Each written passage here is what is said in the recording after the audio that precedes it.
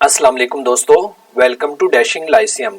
Date है आज की 16 फरवरी 2023 और आप सबको खुशामदीद कहते हैं आज के एडिटोरियल डिस्कशन सेशन में। आज हम दो आर्टिकल्स पे बात करेंगे। पहला है टू नेशन थ्योरी, ये आज के डॉन न्यूज़पेपर से लिया गया है, और दूसरा हमारा जो एडिटोरियल है women in the police. Turbat में बलोचिस्तान में एक नया वुमेन का पुलिस स्टेशन ओपन हुआ है, उसके बारे में ये आर्टिकल है और इसमें बताया गया है कि कैसे ये एक हेल्पफुल साबित होगा वुमेन के मसाइल को हल करने के लिए। डिस्कशन शुरू करने से पहले एक कोट देख लीजिए। Death is not the greatest loss in life, the greatest loss is what dies inside us while we live. देखिए,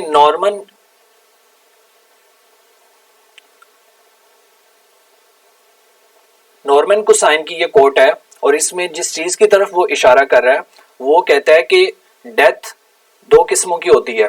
एक तो डेथ है हमारी बॉडी की डेथ, जिसमें हमारा हार्ट फंक्शन करना छोड़ देता है और हम सांस लेना बंद कर देते हैं, हमारे बाकी ऑर्गन्स डेड हो जाते हैं, हम मर जाते हैं। नॉर्मन कुसाइन इस डेथ को आर्म डेथ कहता है। वो कहता है ये हमारी लाइफ में शायद उतना बड़ा लॉस ना क्रिएट कर पाए जितना बड़ा लॉस जो हमारे ड्रीम्स की डेथ है या फिर हमारी जो इनर वॉइस है उसकी डेथ है। देखें, जब आप अपने ड्रीम्स को मार देते हैं तो एक्चुअली में वो बहुत बड़ा लॉस है आपके लिए। अगर आप वैसे मर जाते हैं तो वो शायद हो सकता है कि कम लॉस हो, बट जब आप अपने इनर वॉइस की नहीं सुनते या कोई गलत काम करने से जो चीज आपको रोकती है वो आपका इनर वॉइस होता है, ठीक है, आपके अंदर से आपके ज़मीर की आवाज आती है। जब आप उसको मार देते हैं तो एक्चुअली में आप बहुत बड़ा अपना नुकसान करते हैं और ये ग्रेटेस्ट लॉस है। ड्रीम की डेथ से क्या मुराद है? आप लोग अभी स्टूडेंट्स हैं, CSS कर रहे हैं, तो आपको इस जर्नी में बहुत सारे अप्स एंड डाउन्स देखने को मिलेंगे। हो सकता है कि अभी जो CSS 2023 गया है, हो सकता है कि आप इसमें फेल हो जाएं, हो सकता है आप इसमें पास हो जाएं, ठीक है। होप तो बेटर की करनी चाहिए, बट जिंदगी चूंकि इसी का नाम है कि आपको मुख्तलिफ कंडीशन से गुजरना पड़ता है। तो जब आप फेल होंगे, अगर आप अपने ड्रीम्स को जो आप अचीव करना चाहते हैं, जो आपने अपनी जिंदगी के लिए सेट किया है, उसको छोड़ देंगे ड्यू टू फेलियर, तो यकीन कीजिए आप अपने ड्रीम्स को खत्म कर देंगे, आप उनका गला घोंट देंगे। और राइटर के मुताबिक ये सबसे बड़ा लॉस है। अगर आप वैसे जिंदगी की बाजी हार जाते हैं तो ये शायद उतना बड़ा लॉस नहीं होगा, क्योंकि इससे देखिए, जब आप CSS क्वालिफाई करेंगे तो आप मिलियंस लोगों की जिंदगियों को हो सकता है बेहतर कर दें, ठीक है। आप कोई इस तरह का निज़ाम क्रिएट कर दें, आप उनको सर्विसेज ऐसी प्रोवाइड कर दें दूर दराज इलाकों में रहने वालों को कि वो चीज़ उनको आने वाली सदियों तक उसका फ़ायदा हो, ठीक है, और इससे जनरेशन्स को बेनिफिट होगा। बट जब आप खुद अपनी बॉडी आपकी काम करना छोड़ देती है तो उससे सिर्फ और सिर्फ नुकसान आपका है।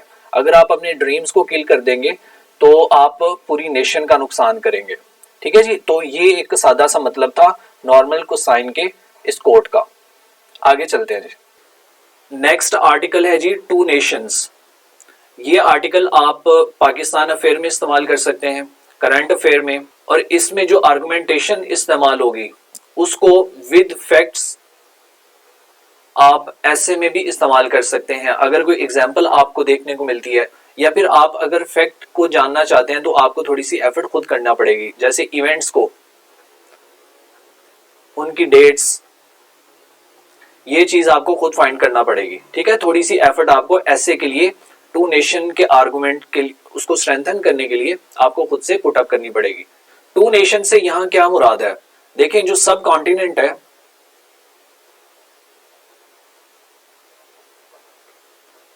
इसकी डिवीजन होती है 1947 में, और डिवीजन से पहले यहाँ पर दो कौमें यहाँ पे आबाद थी, एक थी हिंदू और एक थी मुस्लिम्स। ये दो सेपरेट नेशंस थी। इनकी ये क्यों सेपरेट थी? क्योंकि इनका जो पॉलिटिकल स्ट्रक्चर है इन दोनों का डिफरेंट था। इनकी पॉलिटिकल आइडियोलॉजीज डिफरेंट थी, इनका कल्चर एक दूसरे से मैच नहीं था करता, इनकी जो इकोनॉमिक लेन देन के मामला थे, इधर सूद हराम है और इधर सूद जायज है और इसमें कारोबार किया जा सकता है। इनका इकोनॉमिक स्ट्रक्चर, इधर ज़कात का सिस्टम है, ये रिलीजियसली भी एक दूसरे के कंपैटिबल नहीं है। लाइफ को लेके इन दोनों की फिलॉसफी वो डिफरेंट है, इनके जो आइडियल्स हैं वो डिफरेंट है, बट ये एक ही टेरिटरी में सदियों से रहते आए हैं। तो 1947 में आके इन दोनों ने अपना मुल्क बनाया ताकि वो अपने जो बिलीव्स हैं उनको रिलीजियस आइडेंटिटी की बुनियाद पे एक्सरसाइज कर सकें। देखिए, राइटर के मुताबिक हमें आज़ादी तो मिल चुकी है, बट हम अनकॉन्शियसली ये टू नेशन की थ्योरी को अपनी आम जिंदगी में हर जगह पे अप्लाई कर रहे हैं। हम इसको एजुकेशन में अप्लाई कर रहे हैं, हम इसको बाकी जो गवर्नमेंट में इस चीज को अप्लाई कर रहे हैं, हम इसको रिलीजन में अप्लाई कर रहे हैं, सोशल लाइफ में भी देखने को मिलता है। जैसे एक साइड पे रिच हैं और एक साइड पे पुअर है, एक साइड पे एलीट क्लास है और एक साइड पे ऐसे लोग हैं जिनकी दो वक्त की रोटी भी पूरी नहीं होती। तो असल में ये टू नेशन थ्योरी के कॉन्सेप्ट को राइटर सार्केस्टिकली, आयरॉनिकली इस्तेमाल कर रहा है। पाकिस्तान अगस्त 1947 को आज़ाद हो जाता है, बट आज़ादी के बाद होना तो ये चाहिए था हम वन नेशन के तौर पे इमर्ज करते, बट क्या हुआ, आज़ादी के बाद हम असल में वन नेशन नहीं है। हमें वन नेशन क्या चीज़ बनाती है, सिर्फ और सिर्फ रिलीजन। ठीक है जी, सिर्फ रिलीजन हमें जोड़े हुए और एक नेशन के तौर पे हमें आपस में इकट्ठा किए हुए है। पाकिस्तान बनने के बाद दो विंग इमर्ज करके सामने आते हैं, एक है ईस्टर्न विंग और दूसरा है वेस्टर्न विंग। ये देख लीजिए, यहाँ पे ईस्ट पाकिस्तान और ये वेस्ट पाकिस्तान पूरे का पूरा। हमें हमारी जो आपस में जो कदर मुश्तरक थी वो ये थी कि हम एक दूसरे के साथ जुड़े हुए थे रिलीजियसली, हमारा कल्चर डिफरेंट है और हमारी जो लैंग्वेज है वो सेम नहीं है। यहाँ पे बंगाली बोली जाती है, यहाँ पे उर्दू बोली जाती है, और हमारी जो आइडियोलॉजीज हैं, रिलीजियस आइडियोलॉजी के अलावा जो पॉलिटिकल आइडियोलॉजीज होती हैं वो भी डिफरेंट है। हम दोनों की जो प्रायोरिटीज थी ईस्ट और वेस्ट की, वो प्रायोरिटीज एक दूसरे से डिफरेंट थी। हमारे एक दूसरे के जो डायलेक्ट्स हैं, जो जुबान के डायलेक्ट्स होते हैं, वो एक दूसरे से डिफरेंट है। ठीक है, तो हमें जो चीज जोड़े हुए थी वो थी रिलीजन। रिलीजन ना हो तो हमें हमारी जो दोनों हैं, दोनों विंग्स हैं, उसमें कोई चीज मुश्तरक नहीं रहती। ठीक है, तो जब पाकिस्तान बना, हमारा जो कंट्री पाकिस्तान है, पाकिस्तान असल में वन नेशन नहीं है। अभी भी आप देख लें, एक तरफ सिंधी बोली जाती है, एक जगह पे बलोची बोली जाती है, केपीके में पठान है और इधर पंजाबी हैं। ठीक है, तो इन चारों पार्ट्स में अभी भी ये जो एक नेशन, इसको नेशन की डेफिनेशन में नहीं आते। हमें जो चीज सिर्फ और सिर्फ जोड़े हुए है वो है रिलीजन। ठीक है, बाकी हाँ इनका कल्चर डिफरेंट है, बलोच लोगों का, पठान भाइयों का कल्चर डिफरेंट है, सिंधियों का कल्चर डिफरेंट है, और इनका पंजाबीज का जो कल्चर है वो भी डिफरेंट है। पाकिस्तान असल में नेशन स्टेट नहीं है, बल्कि हम क्या हैं, state of Nations. Nation state कौन सी होती है, जिसमें ये सारी चीजें एक जैसी हों। जैसे अगर हम देखें कि यहाँ पे जैसे बांग्लादेशी है, ये एक नेशन स्टेट है, इसमें कोई और जुबान बोलने वाले अगर लोग नहीं है और सिर्फ यहाँ पे बंगाली बोली जाती है, और यहाँ पे तमाम जैसे बांग्लादेश में अगर एक ही तरह का कल्चर एक्सरसाइज किया जाता है, उनके डायलेक्ट्स सेम है, उनकी पॉलिटिकल आइडियोलॉजी सेम है, उनके जो बिलीव्स हैं वो सेम है, अगर इनका रिलीजन सेम है जो कि है, तो वो कंट्री जो है वो नेशन स्टेट कहलाती है। बाकी जो हम है यहाँ पे, चूंकि हर चीज़ डिफरेंट है, सिर्फ और सिर्फ रिलीजन हमारे दरमियान बॉन्डिंग किए हुए है, तो इसको स्टेट ऑफ डिफरेंट नेशंस कहते हैं पाकिस्तान। और उस वक्त चूंकि ये नेशन स्टेट नहीं थी, इसी वजह से इनके दरमियान आप बाद में जो कन्फ्रंटेशन है वो देखने को मिली और ये दोनों विंग्स आपस में एक साथ नहीं जुड़े रह सके। इसके बाद जी 1971 एंड वेस्ट पाकिस्तान, जब 71 में पाकिस्तान डिसइंटीग्रेट हो जाता है, दो पार्ट्स में डिवाइड हो जाता है, एक बांग्लादेश और एक पाकिस्तान। जो वेस्ट का हिस्सा है वो पाकिस्तान बनता है और जो ईस्ट का हिस्सा है वो बांग्लादेश बनता है। तो हमारे यहाँ पे चूंकि 1 यूनिट था, 1955 से लेके 1970 तक जो पूरा पाकिस्तान है वो वेस्ट और ईस्ट इन 2 यूनिट्स में डिवाइडेड था। ये यहाँ पे जो वेस्ट है इसमें तकरीबन 4 सूबे थे, ठीक है। बलूचिस्तान 1970 में जाके सूबा बनता है और ये तमाम जो यहाँ पे प्रोविंसेस थे उनको 1 यूनिट बना दिया गया। और एक तरफ ईस्ट है, ये भी 1 यूनिट बन गया, ठीक है। अब यहाँ पे देखिए, यहाँ पे एक से ज्यादा प्रोविंसेस हैं, उन सबको मिला के एक यूनिट बनाया गया और इधर सिर्फ एक ही प्रोविंस है, उसको उस अकेले को 1 यूनिट। और ये क्यों किया गया? ये असल में रिप्रेजेंटेशन का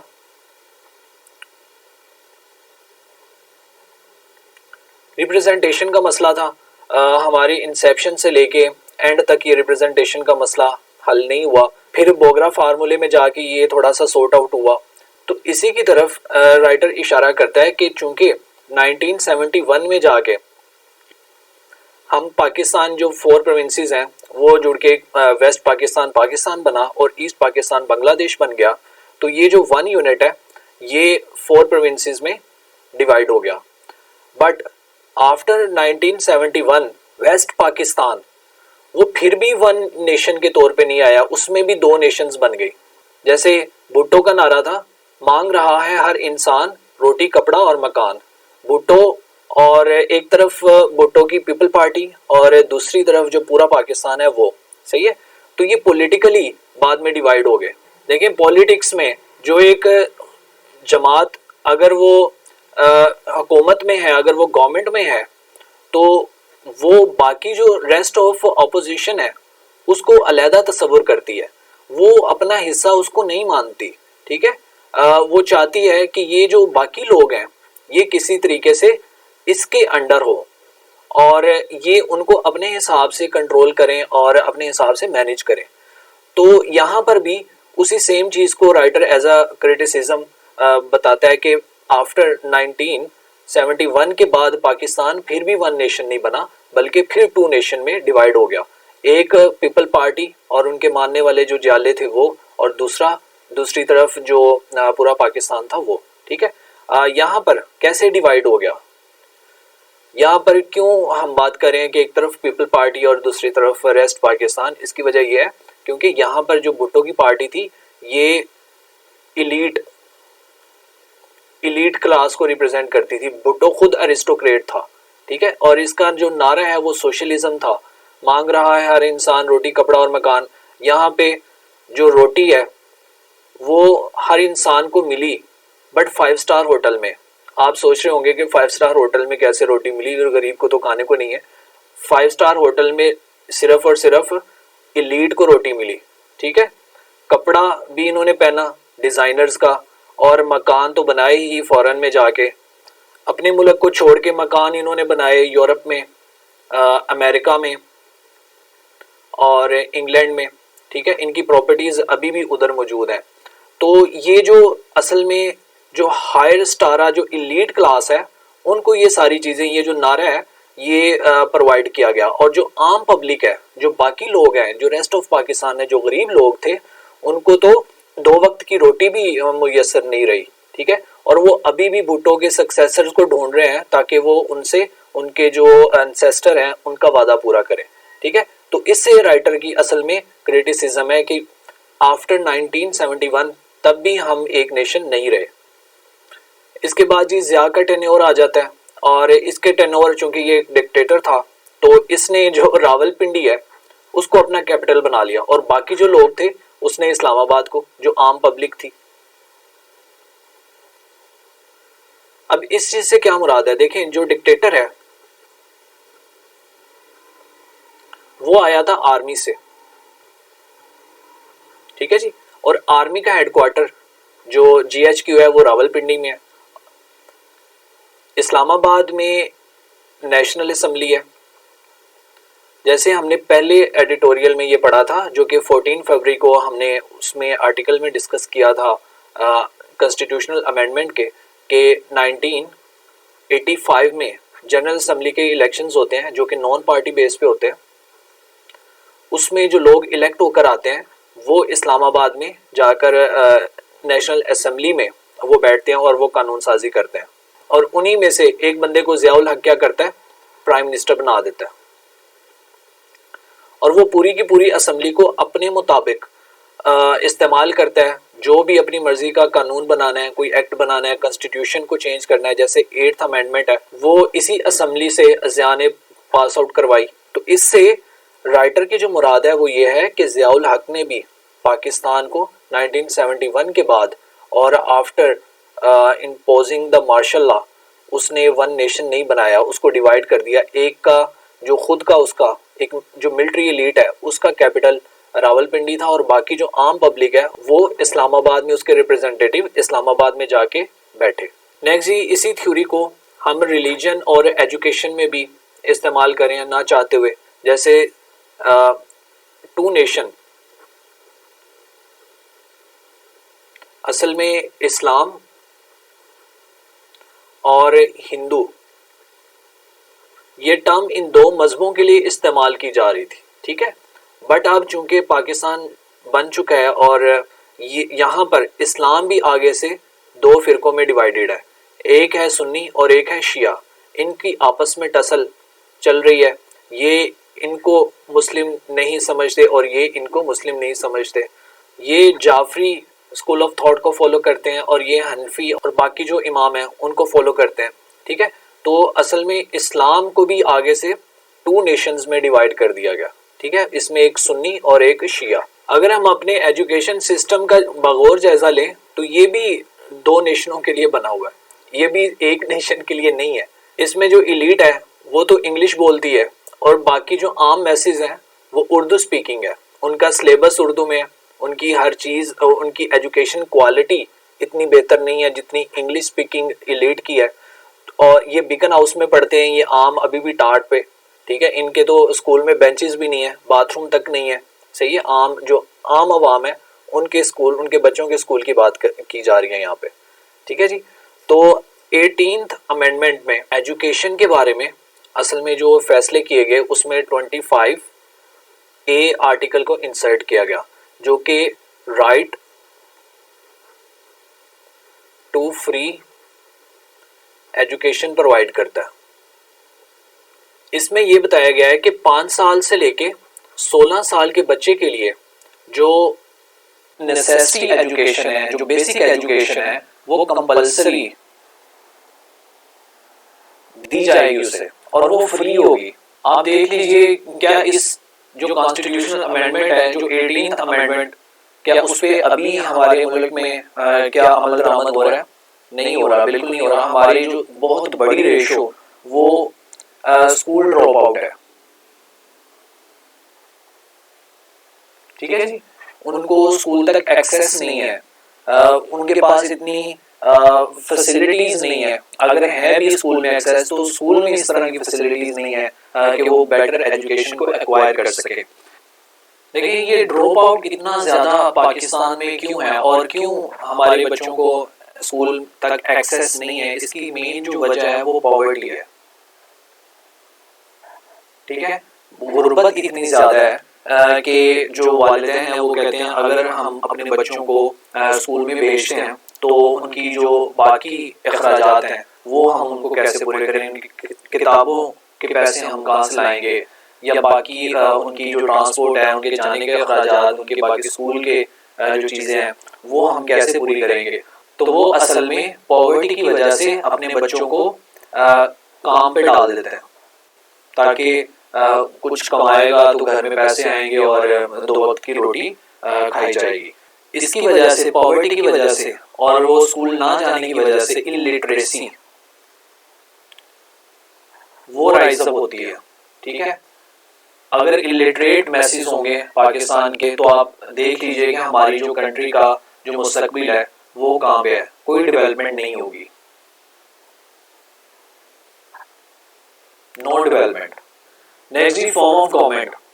पाकिस्तान जब से इंडिपेंडेंट हुआ है उसके बाद हमें दो किस्म की गवर्नमेंट्स ने गवर्न किया है। सिविलियन, इसमें कई पार्टीज ने हुकूमत की, और दूसरा है यूनिफॉर्म लोग जो कि बंदूकों वाले हैं, जो कि डिक्टेटर्स हैं। इन दोनों की जो इकोनॉमिक प्रायोरिटीज हैं वो डिफरेंट है, इनका अपना बजट रहता है, डोमेस्टिक और फॉरेन पॉलिसी इनकी अपनी रहती है, ये अपने हिसाब से मुल्क को लेकर चलते हैं और ये अपने हिसाब से मुल्क को लेकर चलते हैं, ठीक है। तो यहाँ पर भी हमें सिमिलैरिटी देखने को नहीं मिलती। यूनिफॉर्म वाले वो कहते हैं सिविलियंस को ब्लडी सिविलियंस, और ये इनको डिक्टेटर्स कहते हैं। एंड पे जी खलील जिब्रान की कोट है कि उस नेशन पे हम अफसोस ही कर सकते हैं जो अपने न्यू रूलर को तो बैंड बाजों से उनका वेलकम करते हैं, और जब वो जाते हैं तो हुटिंग के जरिए से उनको अपने इक़्तिदार से बाहर निकालते हैं और खुशी मनाते हैं। जब वो आते हैं तब भी खुशी, और जब वो जाते हैं तब भी खुशी। ये article G women in police, और इसको आप जेंडर स्टडी में इन पॉइंट्स को इस्तेमाल कर सकते हैं, पाकिस्तान अफेयर में कर सकते हैं, क्रिमिनोलॉजी में चूँकि वुमेन रिलेटेड इश्यूज हैं तो इसमें जो वायलेंस है उसके बारे में आप क्रिमिनोलॉजी में इसको यूज़ कर सकते हैं, और ऐसे में एज एन आर्गुमेंटेशन देखें। ऐसे ये बहुत इंपॉर्टेंट ऐसे है वुमेन के बारे में, जैसे जेंडर इक्वालिटी है,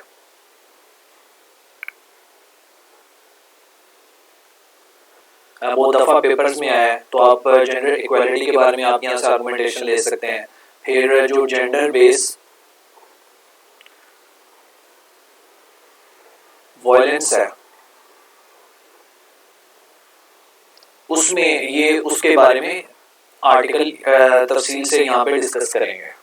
इस एडिटोरियल में तुर्बत में एक नया वुमेन पुलिस स्टेशन ओपन हुआ है, उसके बारे में डिस्कस करेंगे कि ये कितना हेल्पफुल रहेगा औरतों के लिए, उनके जो जस्टिस की अवेलेबिलिटी है या जस्टिस की एक्सेस है वो कितनी हद तक वुमेन्स के लिए आसान हो जाएगी इस पुलिस स्टेशन की बदौलत, ठीक है। और ये बलूचिस्तान का सेकंड पुलिस स्टेशन है।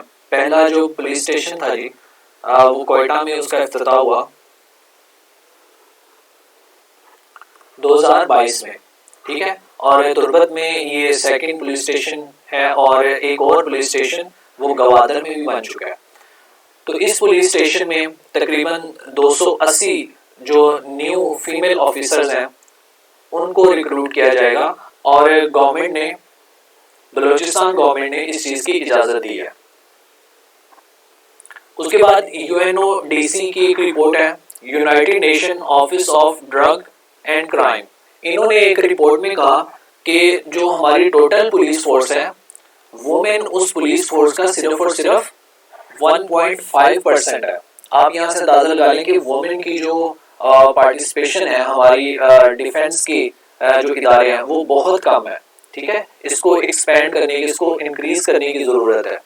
अगर हम ये चाहते हैं कि जो वायलेंस के वुमेन के खिलाफ जो वाक़यात हैं वो कम हो, हैरेसमेंट कम हो, और वुमेन को वाकई में एम्पावर किया जाए, तो हमें जो पार्टिसिपेशन है तकरीबन 20% इसको इंक्रीज करने की ज़रूरत है। और ये फिल फॉर वॉर फुटिंग पे इस पे काम होना चाहिए और इसको इंक्रीज करना चाहिए तमाम की तमाम डिफेंस फोर्सेस में, आइदर इन मिलिट्री और इन पुलिस और बाकी इंटेलिजेंस एजेंसीज में भी वुमेन की पार्टिसिपेशन को इंश्योर करना चाहिए।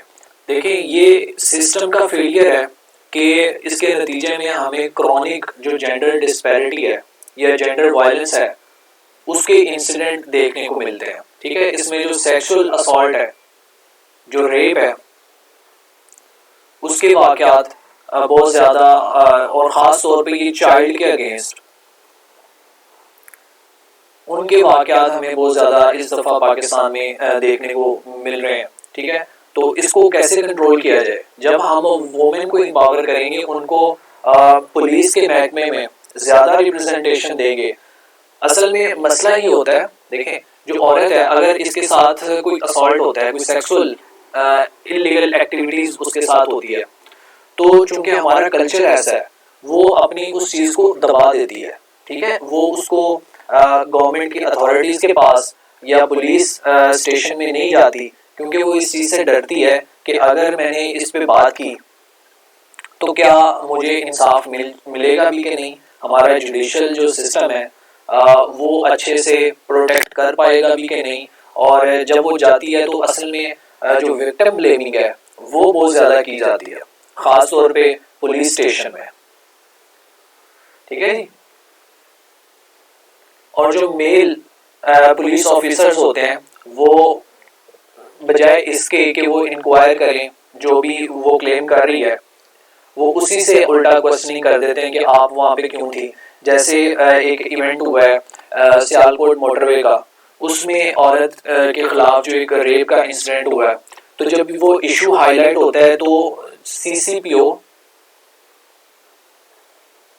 पंजाब के सीसीपीओ, वो औरत को नसीहत करना शुरू कर देते हैं कि भाई आपको इस टाइम बाहर नहीं निकलना चाहिए, या आप वहाँ पे क्यों गई, या आपके पास जो रिक्वायर्ड रिसोर्सेज थे वो क्यों कंप्लीट नहीं थे, आपने अपनी जो कार है उसकी गैस क्यों नहीं चेक की, ठीक है। तो इस तरह की जो मेंटालिटी है, इस तरह की जो इंसिडेंट है पुलिस की तरफ से विक्टिम ब्लेमिंग के, इसकी वजह से ये भी डिस्करेज करते हैं वुमेन्स को कि वो आगे बढ़ें और अपने लिए इंसाफ की तलाश करें, ठीक है।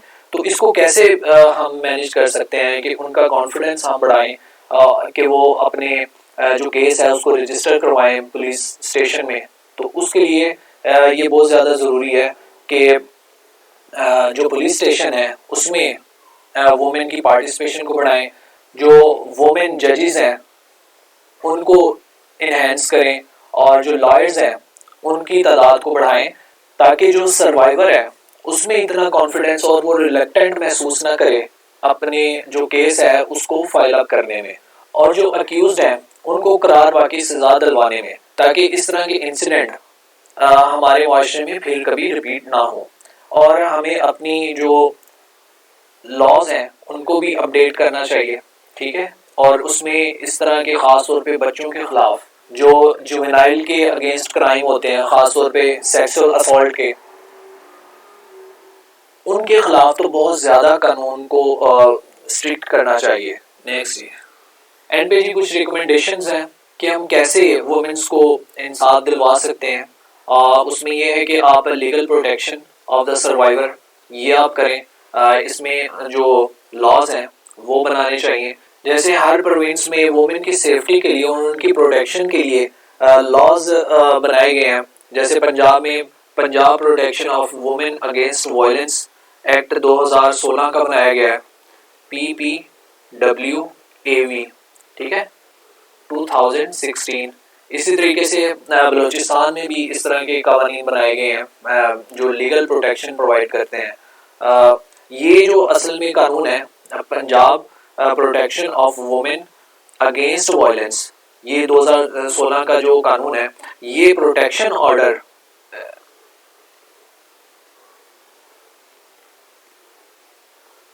इशू करता है, ठीक है। और जो एक्यूज्ड है